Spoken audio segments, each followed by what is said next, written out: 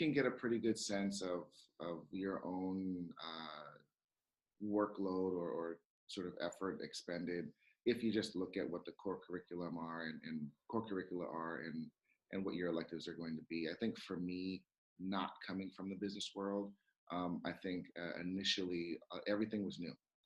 Several of my classmates were former consultants, so things like corporate finance, cost accounting, things of that nature. I think for many of my classmates were not as foreign to them from a language perspective, just even how to do the work.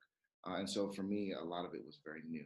I spent time making sure that I had a baseline vocabulary so that I could do the work. I mean, frankly, the math wasn't hard. It was really the intuition and developing the intuition and understanding the concepts and how to apply them. So that's from like the actual like academic work perspective. But honestly, the MBA is an opportunity to learn from people in the industry, which is why the case methodology is so important in that type of learning environment. And then applying what you're learning. And so, whether it's your internship or how you're volunteering, or the experiential classes that you take, those for me were gold. Um, that being said, learned a lot, but I also had a tremendous amount of time to socialize with people. And socializing happened in several different ways. Some of it was during the experiential learning classes, like leadership fellows or touchy feely or something of that nature. Some of it was on Tuesday nights, when we'd have our phone meetings. For those who don't know, it's Friends of RJ Miller. It's basically like Tuesday night bar night. But being on that committee and creating these opportunities for people to socialize or having small, intimate dinners.